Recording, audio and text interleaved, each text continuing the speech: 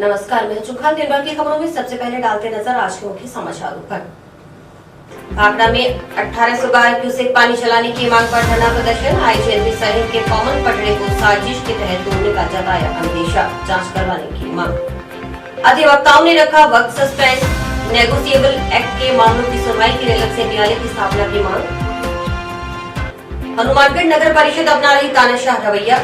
भाजपा पार्षद ने लगाया आरोप, पॉलिनाइजर को फायदा देने के लिए गरीबों के मकान तोड़ने पर विरोध प्रदर्शन। अनिल गक्खड़ बोले, पूरा परिवार पूर्व मंत्री डॉक्टर रामप्रताप का रहेगा सदैव ऋणी। 1.5 किलोग्राम अफीम बरामदगी मामले में झूठे फंसाए गए व्यापारी अनिल गक्खड़ पहुंचे पूर्व मंत्री के निवास।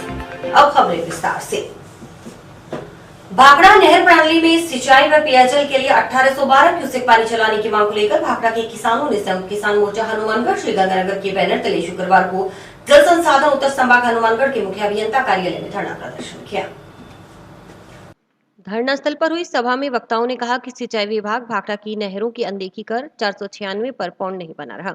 वर्तमान में भाखड़ा नहरों का हिस्सा 1200 क्यूसेक है, जो 1 मई से स्वीकृत है। भाखड़ा को मई माह में शुरू में सरहिंद फीडर से पानी नहीं मिला और अब राजस्थान फीडर से पानी नहीं मिल रहा। 496 आरडी पर पौंड वर्तमान में 10 फीट है। आईजीएनपी की गेट फ्री है, इससे पूरा पानी सीधा जा रहा है। उन्होंने कहा कि भाखड़ा के किसानों को मुख्य अभियंता ने पहले 23 मई फिर 25 मई पानी आने पर 27 मई से नहरें चलाने का आश्वासन दिया, परंतु अभी तक पानी नहीं मिला है। इससे भाखड़ा क्षेत्र के किसान जो एक बारी सिंचाई पानी से नरमा बिजाई की आस लगाए बैठे थे, उनकी उम्मीदों पर गहरा आघात लगा है।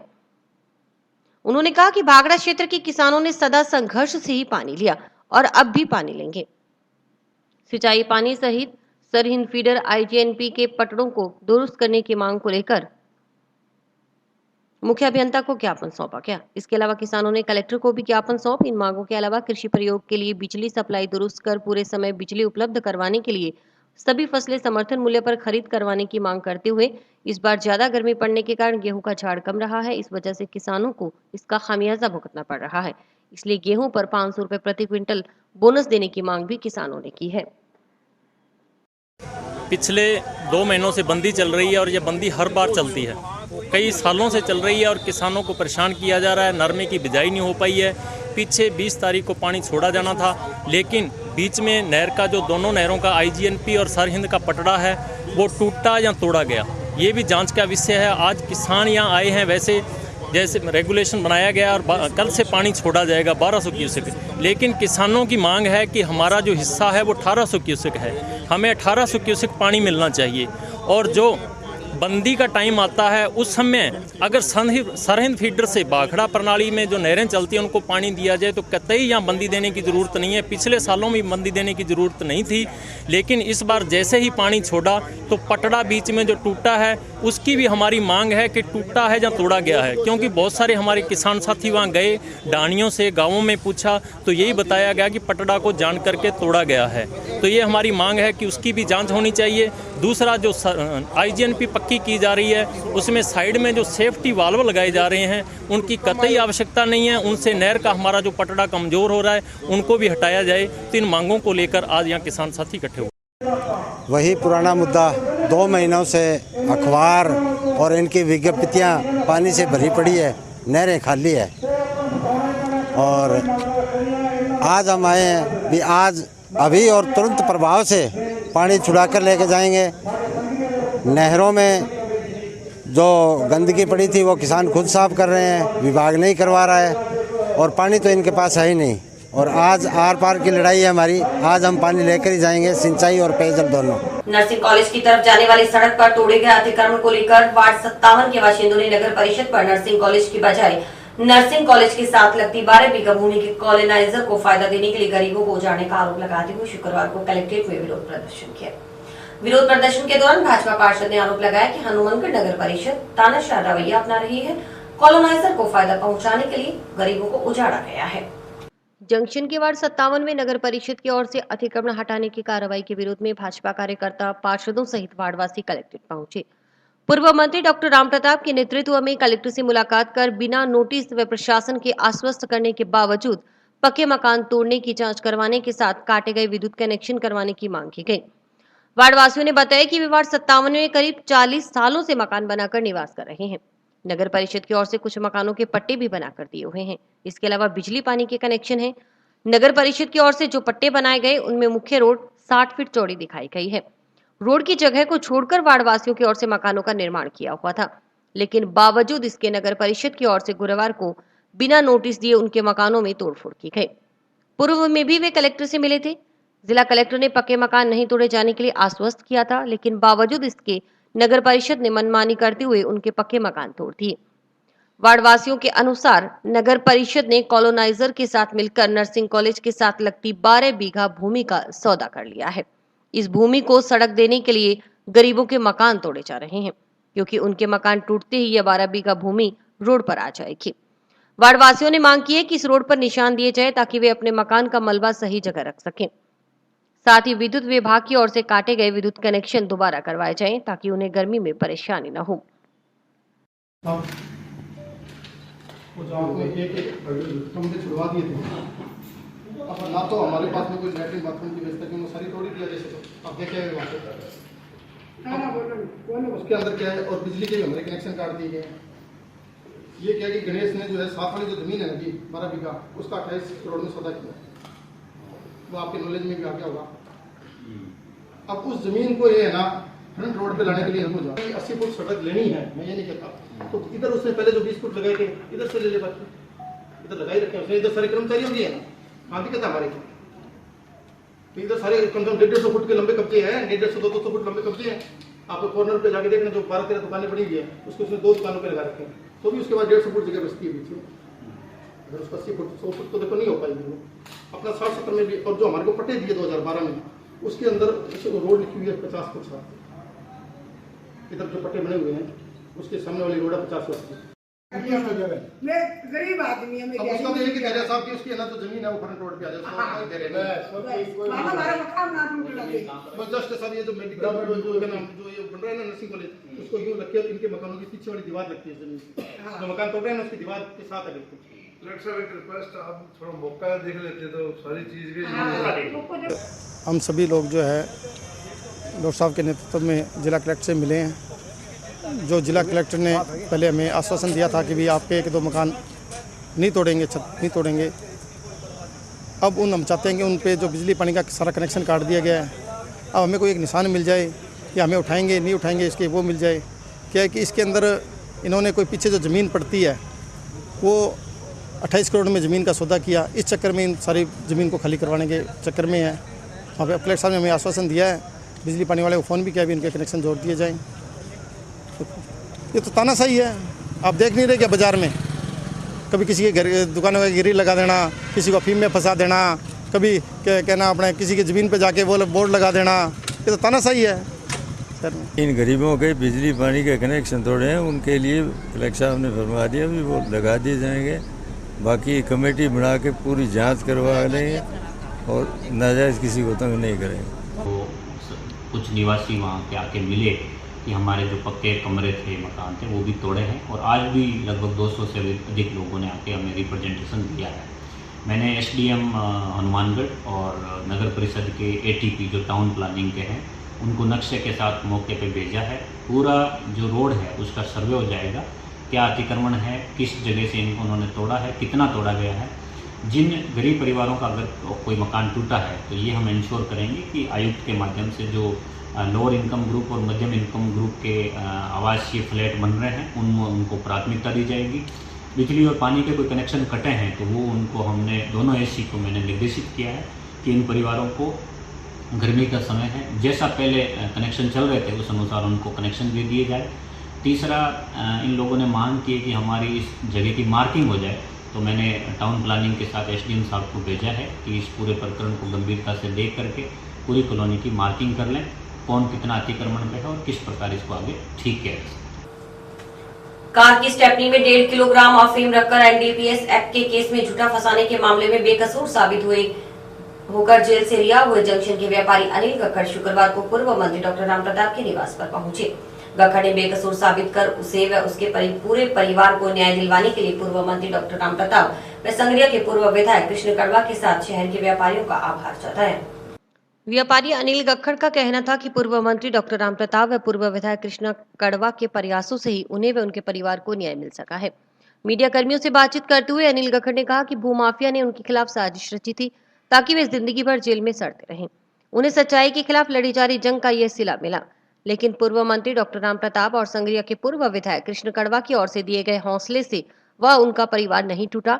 आज वे पूर्व मंत्री डॉक्टर राम प्रताप और संगरिया के पूर्व विधायक कृष्ण कड़वा की वजह से बेकसूर साबित हुए हैं। इसके लिए वे उनके जीवन भर ऋणी होंगे, क्योंकि उन्होंने उसे तो बचाया ही, उसका परिवार भी बर्बाद होने से बचा लिया। बड़ी साजिश इन भूमाफियाओं ने मेरे खिलाफ जो रची थी, 1.5 किलो अफीम मेरे ऊपर डाल करके साजिशवश अपने साजिशकर्ताओं को साथ में लेकर के 1.5 किलो अफीम मेरी स्टेपनी में इन लोगों ने फिट करवा दी। और इन लोगों ने ये सोचा कि ये बंदा जिंदगी भर जेल में सड़ता रहेगा। और जब ये काम मेरे साथ हुआ और आदरणीय डॉक्टर साहब को पता लगा इस चीज़ का, भाई एक रेस्टोरेंट चलाने वाले के साथ, एक मेहनती ईमानदार व्यक्ति के साथ ऐसा हो रहा है, तो वो डॉक्टर साहब है जो बिल्कुल सामने आए। इस चीज़ का उन्होंने विरोध किया, सारी मार्केट को बंद करवाया, धरने प्रदर्शन हुए। आदरणीय हरियाणा के सीएम साहब से उन्होंने बात की और आज उस 1.5 किलो अफीम के अंदर डॉक्टर साहब की वजह से और किशन कड़वा जी जो मेरे को स्पेशल मिलने के लिए सिरसा गए, स्पेशल मिलने के लिए मुझे डबोवाली गए और उन्होंने मेरा हालचाल पूछा और उन्होंने ये कहा कि अगर जो जंग आप लोग लड़ रहे हैं, आपको घबराने की ज़रूरत नहीं है, आप सच्चाई की जंग लड़ रहे हैं और इस सच्चाई की जंग के अंदर आपको, अब ये सच्चाई की जंग जो आप लड़ रहे हैं ना, इसी जंग के लिए ही आपको ये सिला मिला है। तो आपको घबराने की ज़रूरत नहीं है, ये जंग आपने स्टार्ट रखनी है और सच्चाई के लिए आपने लड़ना है। बड़ा शौक रहा उनका। एसपी साहब से भी वो जाकर के सिरसा मिले और उन्होंने सारी बात वहाँ रखी और डॉक्टर साहब का तो मैं सदैव ऋणी रहूँगा। गक्खड़ ने बताया कि जब उन्हें पुलिस ने पकड़ा तब सद्दाम हुसैन व जितेंद्र सिंह बेदी उनके साथ थे। पुलिस ने उन दोनों को तो तुरंत छोड़ दिया। पुलिस ने उनसे हाँ भरवाने का पूरा प्रयास किया कि अफीम उनकी गाड़ी से मिली है। उन्हें 4-5 घंटे तक टॉर्चर किया गया, लेकिन वे नहीं टूटे। शाम को पुलिस उन्हें एक होटल पर लेकर जाती है और उनकी गाड़ी की स्टेपनी से 1.5 किलोग्राम अफीम बरामद करती है। पुलिस उसे कहती है कि वह जिंदगी भर के लिए जेल में सड़ेगा, लेकिन पुलिस ने जब उनसे पूछा कि उन्हें किसी पर शक है तो उसने बताया कि वे 3 जने एक साथ थे, लेकिन उन्होंने सिर्फ उसे ही पकड़ा। साथ ही बताया कि उसे सद्दाम हुसैन पर शक है, क्योंकि कुछ दिन पहले पैसे देने के लिए उसने बुलवाया था और कुछ देर के लिए वह उसकी गाड़ी मांग कर लेकर गया था। उसी ने ही गाड़ी में अफीम रखी है, लेकिन वहां पता चला कि सद्दाम हुसैन तो पुलिस की मुखबिर है। इस कारण सद्दाम हुसैन के बारे में ज्यादा पूछताछ नहीं की। बाद में आधी रात को पुलिस उस होटल पर पहुंची और होटल मालिक से पूछताछ की तो उसने भी बताया कि वे 3 जने थे, एक जना कुछ देर के लिए वहां से गया था। इसके बाद हनुमानगढ़ में धरना प्रदर्शन, बाजार बंद हुआ, दबाव बढ़ा तो हरियाणा पुलिस की जांच में वे बेकसूर पाए गए। देखिए, मेरे को जब पकड़ा गया तो वो दोनों लोग मेरे साथ थे और उन्होंने उसी वक्त उन दोनों लोगों को तो छोड़ दिया और मेरे को अंदर बिठा दिया, गाड़ी में बिठा करके मेरे को कहने लगे आपकी गाड़ी में माल है। मैंने कहा, मैंने उनकी रिक्वेस्ट भी की दोनों से, मैंने कहा जी आप मेरे साथ आए हो, आप मेरे साथ बैठिए गाड़ी के अंदर, आप मेरे को अकेला क्यों छोड़ रहे हो? तो दोनों ने पल्ला झाड़ दिया कि मेरा इस चीज़ से कोई लेना देना नहीं। पुलिस मेरे को उठा करके ले गई वहाँ से, उन्होंने मेरे से जो भी उनकी कार्रवाई होती है पुलिस ने मेरे साथ किया और मेरे से हाँ भरवाने की कोशिश की कि आप बताइए आपकी गाड़ी में अफीम है। मैंने कहा मेरी गाड़ी में अफीम नहीं है, किसी भी प्रकार की अफीम नहीं है। उन्होंने मेरे को कम से कम भी 4-5 घंटे तक गाड़ियों में वो लोग मुझे घुमाते रहे, टॉर्चर करते रहे, परंतु मैंने हाँ नहीं भरी भी मेरी गाड़ी में कोई अफीम है किसी भी प्रकार की। फिर करीब शाम को 8-8:30 बजे के करीब वो लोग एक होटल पर लेकर के जाते हैं और मेरी स्टेपनी से वो अफीम को बरामद करते हैं और मेरे को कहता अभी तू जिंदगी भर के लिए गया, अब तेरा कुछ नहीं है और तेरे खिलाफ FIR दर्ज होगी। मैंने कहा जी ठीक है, जो आपकी कानूनी प्रक्रिया वो करें। जब उन्होंने मेरे को ये कहा कि आपको किसी पे शक, मैंने कहा कि सबसे पहले तो ये बात है हम 3 लोग इकट्ठे थे, आपने मेरे को तो उठा लिया, उन दोनों लोगों को क्यों नहीं उठाया? ठीक है। फिर उन्होंने मेरे से ये बात भी पूछी कि आपकी कोई गाड़ी मांग के लेके गया था 3-4 घंटे के बाद भी। तो मैंने उनको कहा भी बिल्कुल 15 तारीख को हम एक बंदे के पास पेमेंट लेने के लिए गए थे, जितेंद्र सिंह बेदी का उसमें पूरा रोल था। और वही बंद उसी के पास ही टेलीफोन आया था और वही बंदा मेरे को उस बंदे के पास लेकर के गया था। तो 15 तारीख को वो बंदा मेरी गाड़ी को लेकर के जाता है। मुझे उस बंदे पे सद्दाम हुसैन पे शक है, आप उसको उठा लीजिए, दूध का दूध और पानी का पानी हो जाएगा। परंतु वहाँ पता लगा कि सद्दाम हुसैन तो पुलिस का मुखबिर है। तो उन्होंने सद्दाम हुसैन के मैटर पे कोई बात ही नहीं की। मेरे को जैसे वो चौटाला उन्होंने चौकी में रखा, आगे जब डबो वाली मुझे लेकर के गए सदर थाने के अंदर, तो उन्होंने मेरे साथ बार बार इन्वेस्टिगेशन किया, बार बार मुझे पूछने की कोशिश की कि आप सच्चाई बताइए। उन्होंने मेरे को बहुत ज़्यादा, जो भी पुलिस की इन्वेस्टिगेशन होती है उस हिसाब से उन्होंने कार्रवाइयाँ की। और मैंने उनको सीधी सी एक ही बात कहा कि मेरे साथ 2 बंदों के अलावा, सद्दाम हुसैन और जितेंद्र सिंह बेदी के अलावा कोई नहीं था। हम लोग वो तीनों इकट्ठे थे। सर, मेरे केले को उठाया गया है। उन्होंने कहा कि वास्तव में ये सही बात है कि वो दोनों आपके पास इकट्ठे थे। मैं कहा साहब, जिस होटल पे हम तीनों लोग इकट्ठे बैठे थे, मैं आपके साथ चलता हूँ, वहाँ जाके आप इन्वेस्टिगेशन कर लीजिए। सारी पुलिस प्रशासन 70 कमांडो के साथ रात को करीब 11:30 पौने 12 बजे के पीछे SHO साहब मेरे साथ इन्वेस्टिगेशन करने के लिए उस होटल पे आते हैं। उस होटल वाले के बयान लेते हैं, उस होटल वाले से पूछते हैं कि आप पहले तो हमें ये बात बताइए कि ये जो बंदा आप उसको पहचानते हो? बोले हाँ जी पहचानते हैं। बोले ये अकेला था या 3 बंदे थे? तो होटल वाले ने स्पष्ट तौर पे किया, साहब 3 कोल्ड ड्रिंक ली थी ना 200 ml वाली, ये तीनों बंदे इकट्ठे थे। ये 200 इन दोनों ने कोल्ड ड्रिंक पी ली, वो बंदा साइड में चला गया, फिर आके इसके पास बैठ गया। मेरा सीधा सीधा कहने का मतलब है कि ये तीनों बंदे इकट्ठे थे, साथ थे, इसमें कोई दुराई नहीं है। गक्खड़ ने कहा कि ये सच्चाई है कि हरियाणा पुलिस सद्दाम हुसैन को बचाना चाहती थी, लेकिन जब वहां की पुलिस पर दबाव बना तो हरियाणा पुलिस को सद्दाम हुसैन को गिरफ्तार करना पड़ा और मामले का खुलासा हुआ। जितेंद्र बेदी की भूमिका के सवाल के जवाब में गक्खड़ ने कहा कि जितेंद्र बेदी के पास ही सद्दाम हुसैन का फोन आया था। जितेंद्र बेदी ही उसे हॉस्पिटल में सद्दाम हुसैन के पास लेकर गया था। बेदी के सामने ही सद्दाम हुसैन उसकी कार लेकर जाता है। यहाँ तक वो जानते हैं कि जितेंद्र बेदी की क्या भूमिका है, यह पुलिस की जांच का विषय है। हम तीनों इकट्ठे थे और जब मुझे वो हॉस्पिटल में लेकर के जितेंद्र सिंह बेदी ही जाता है, जितेंद्र सिंह बेदी के सामने ही वो चाबी लेता है, जितेंद्र सिंह बेदी ही के गारंटी पे ही पेमेंट होती है, वो हमें पेमेंट के बहाने बुलाता है और पेमेंट के लिए ही वो हमारे को वहाँ लेकर के जाता। भाई अभी पेमेंट को घंटा 1.5 घंटा लगेगा, इतने में आप कहीं चलते हैं, वहाँ टाइम पास करेंगे और इतने में पेमेंट आ जाएगी और पेमेंट अपने को कहीं और भी लेके जाना पड़ सकता है।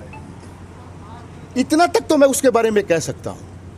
अब आगे क्या है वो पुलिस इन्वेस्टिगेशन का मामला है, पुलिस इन्वेस्टिगेशन में क्या कहती है, परंतु मेरे साथ वो दोनों थे और मेरे को वो दोनों ही वहाँ लेकर के गए। साजिश करता तो इसके पीछे बहुत बड़ा एक नेटवर्क है। हमारा एक कटले का विवाद चल रहा है, सभी को विदित भी है ये बात। बेजना सागर मल बयानी ट्रस्ट के नाम से जो हमारा उसके जो झगड़ा चल रहा है उसमें वो भूमाफिया लोग शामिल हैं।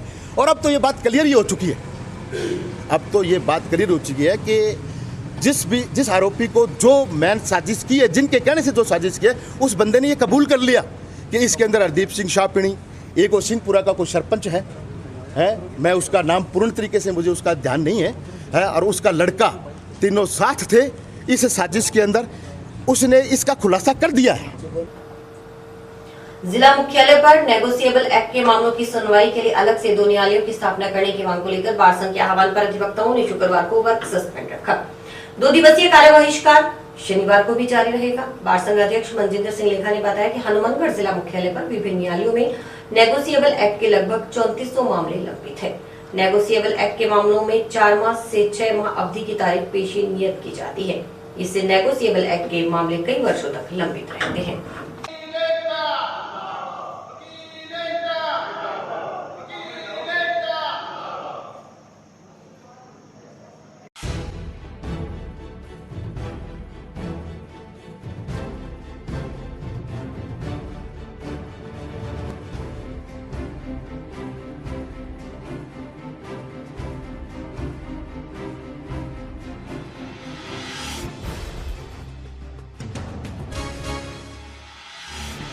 हनुमानगढ़ जिला स्थित न्यायालयों में एक 138 NI एक्ट के मामले लगभग 3500 के करीब लंबित हैं, जिनके लिए सुनवाई हेतु अलग से न्यायालय की बार संघ द्वारा लंबे समय से मांग की जा रही थी, लेकिन उस मांग पर कोई अभी तक क्रियान्वित नहीं हुई, जिसके विरोध में कल हमने माननीय जिला एवं सेशन न्यायाधीश महोदय को न्यायाधिपति राजस्थान उच्च न्यायालय जोधपुर के नाम से ज्ञापन दिया कि यहाँ अलग से 2 NI कोर्टों की स्थापना की जावे ताकि मामलों का जल्द से जल्द निस्तारण किया जावे।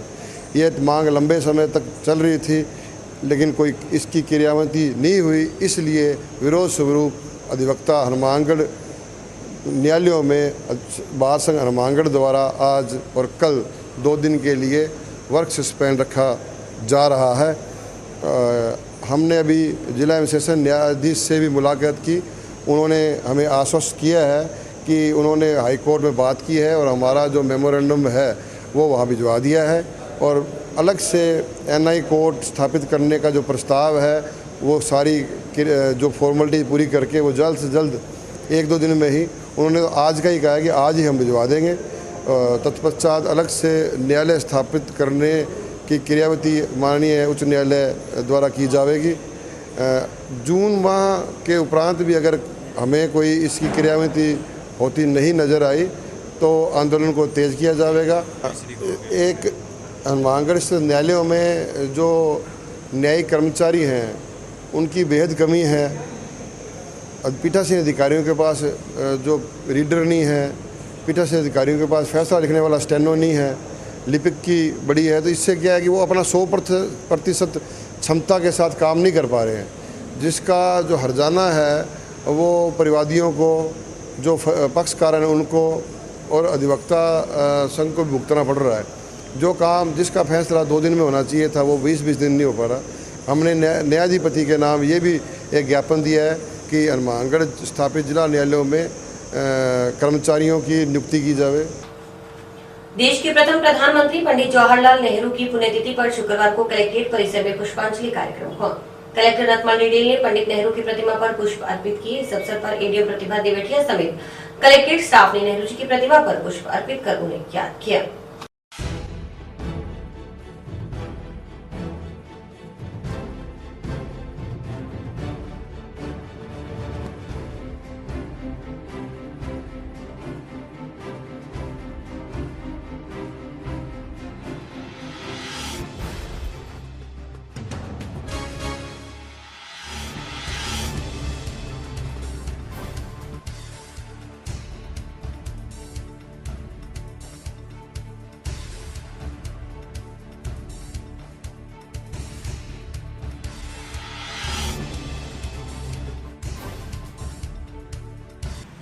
भारत के प्रथम प्रधानमंत्री स्वर्गीय श्री पंडित जवाहरलाल नेहरू जी के पुण्यतिथि के अवसर पर हनुमानगढ़ जिले में भी पंडित जी की प्रतिमा पर पुष्पांजलि अर्पित की गई। और इस प्रकार महान नेताओं के जन्मदिन और पुण्यतिथि पर पुष्पांजलि अर्पित करना और कार्यक्रम आयोजित करने के पीछे मुख्य मंशा ये होती है कि जिन आदर्शों पे और जिन सिद्धांतों पर उन महान विभूतियों ने इस देश के लिए बहुत अच्छा कार्य किया, इस देश को स्वतंत्रता और स्वतंत्रता के बाद अखंडता के साथ इसको आगे बढ़ने की और खड़ा करने की जो उन्होंने प्रयास किया, उन्होंने उस नींव डाली। ऐसे सिद्धांतों को हम लोग आज की पीढ़ी भूले नहीं, हम लोग याद रखें और उन्होंने जो बलिदान दिया, उन्होंने जो समय दिया, इस देश को योगदान दिया, उसको हम आज की पीढ़ी भी याद करें और प्रेरणा लें कि हम भी भविष्य में इस देश की एकता और अखंडता के लिए और इस देश को आगे बढ़ाने का हम लोग प्रण लें। विश्व मासिक धर्म स्वच्छता दिवस को लेकर शुक्रवार को महिला एवं बाल विकास विभाग की ओर से IM शक्ति उड़ान योजना के अंतर्गत जिला परिषद सभागार में माहवारी स्वच्छता प्रबंधन पर कार्यशाला का आयोजन किया गया। कार्यशाला में कलेक्टर नथमल डिडेल की ओर से IM शक्ति उड़ान के अंतर्गत 5 महिलाओं को सैनिटरी नैपकिन का वितरण किया गया। साथ ही अतिथियों की ओर से माहवारी स्वच्छता और उड़ान योजना को लेकर एक पोस्टर का विमोचन किया गया।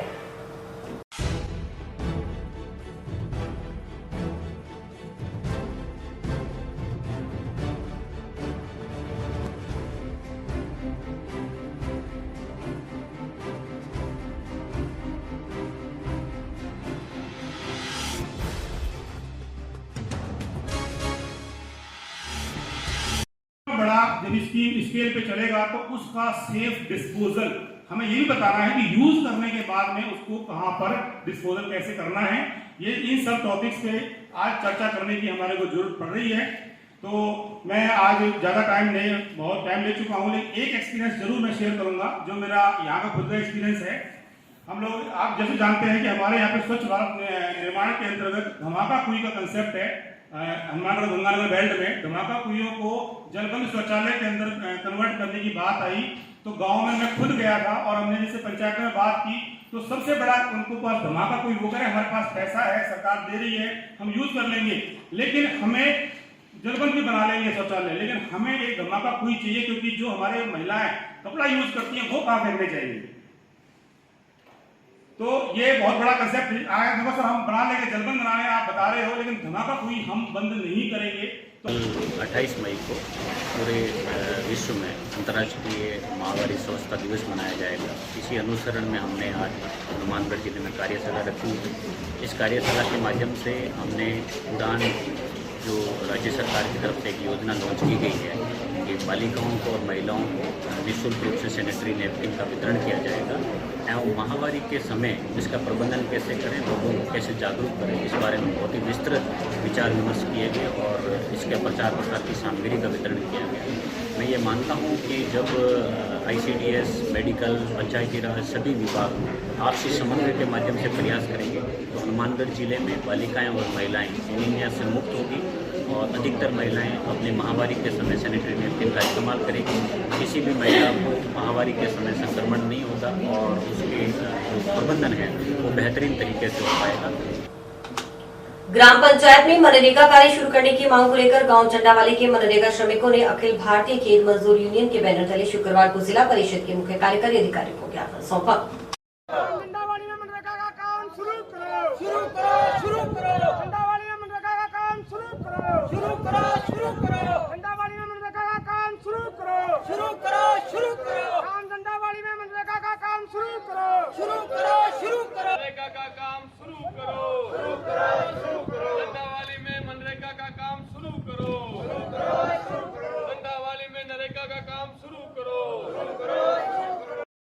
हमारा कहना है साहब जंडाली में 2200 ज़्यादा जॉब कार्ड है, काम शुरू होने वाला है तो ये जल्दी करा देंगे, कोई दिक्कत नहीं। गांव जंडाली है, नरेगा रो काम चल को नहीं, 3 महीना हो गया घरे बैठा। अब कोई एडो कोई काम को चलन लाग रही नहीं, भाई दिहाड़ी कर खाना, दिहाड़ी चल को नहीं, अब जावा कटे वो नरेगा रो चले, वो नरेगा रो कर दियो बंद, अब किन्ने जावा। सब गाँव में चलने लग रही, हमारा जंडाली में बंद है। हमारा नरेगा का काम बंद पड़ा है, आसपास में काम, हाँ आसपास में सभी गांवों में काम चल रहे हैं, हम घर पे बैठे हैं। 3 महीने जैसे हो रहे, हम ही तो दुखी हैं। आज जंडावाली गांव के जो मनरेगा के मजदूर आए हैं इस बात को लेकर कि उनका काम इस नए सत्र से शुरू नहीं हुआ है, जबकि नहरों की बंदी रही थी, नहरों की साफ़ सफाई का काम हो सकता था, लेकिन प्रशासन की जागरूकता नहीं होने की वजह से, उनकी इच्छा शक्ति नहीं होने की वजह से ये तमाम लोग पिछले 3 महीनों से बेरोजगार बैठे हैं। इसलिए हमारी मांग है कि जल्दी से जल्दी मनरेगा का काम शुरू किया जाए, क्योंकि ग्रामीण क्षेत्र में यही रोजगार का एक साधन रहा है। इसलिए ये ज्ञापन देने के लिए आए। और अभी वक्त है ब्रेक का।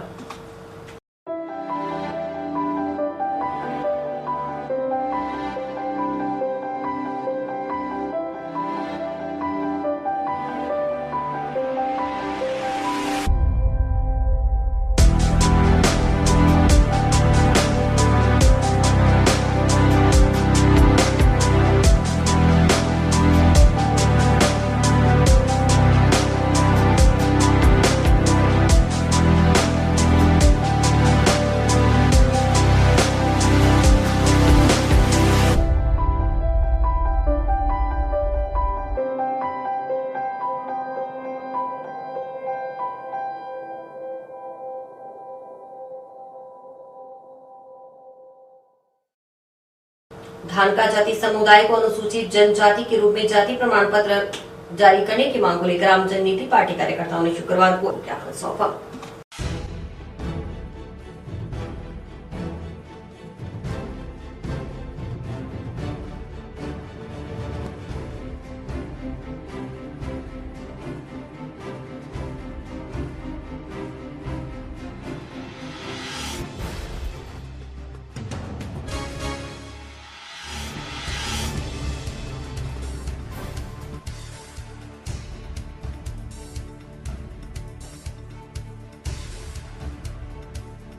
अभी हम धानका समाज हनुमानगढ़ जिला से भिन्न मिल मंडियों से आधार कर श्रीमान कलेक्टर महोदय से जाति प्रमाण पत्र जो कि मौखिक रूप से बंद है और शासन ने हमें इतना तंग कर रखा है कि हमारे बच्चों का जो भविष्य है वो ख़राब हो रहा है और हम शासन और प्रशासन से निवेदन करते हैं और बार बार लिखित में और मौखिक रूप से कहने के बावजूद भी जो कर्मचारी हैं अधिकारी वर्ग है वो हमारा शोषण करते हैं और समाज के जो बच्चे हैं वो सड़कों पर आ गए हैं और ऐसा सरकार भी चुप है इस मैटर पर।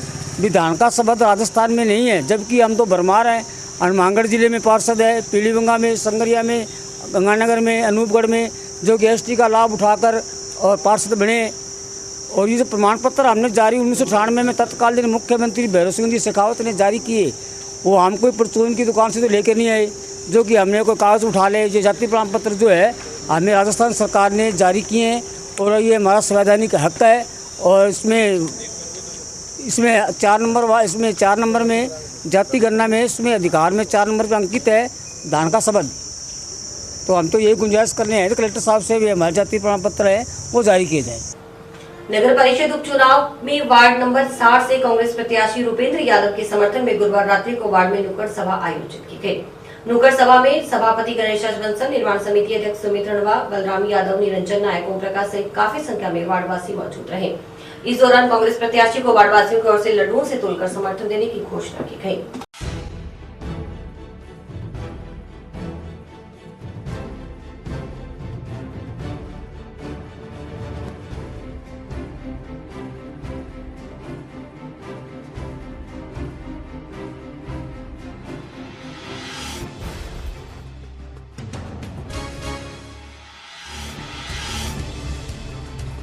मुझे बड़ी खुशी हुई है और मैं भी आपसे यही वादा करता हूँ जिस तरह आपने मेरा मनोबल बढ़ाया है मैं आपके सुख दुख में काम आऊंगा, आपका हर एक काम करूंगा और आपके कंधे से कंधा मिलाकर चलूंगा। और आज इस कार्यक्रम में इतनी भारी मात्रा में इकट्ठा होने के कारण मैं हमारे छोटे भाई अशोक यादव को नगर परिषद आपने भेजा, वो भगवान के चरणों में चले गए। सर्वप्रथम मैं उनको शत नमन करता हूं, उन्हें श्रद्धांजलि देता हूं। नगर परिषद में 3 वार्डों में उपचुनाव हो रहा है और हमारे विधायक चौधरी विनोद कुमार जी की दूरदर्शिता देखें, उन्होंने तीनों ही टिकटें उन्हीं कैंडिडेट्स के परिवार में दी हैं ताकि जनता ने जिस परिवार को चुना है वही परिवार चुन के वापस उनका प्रतिनिधित्व नगर परिषद में करे। नगर परिषद के 3 वार्डों में उपचुनाव हो रहे हैं, वार्ड नंबर 17, वार्ड नंबर 22 व वार्ड नंबर 60। तीनों वार्डों में कांग्रेस प्रत्याशी सीधे भाजपा के प्रत्याशियों को टक्कर दे रहे हैं। तीनों वार्डों में कांग्रेस पार्टी के प्रत्याशी भारी बहुमत से जीतकर पार्षद बनेंगे।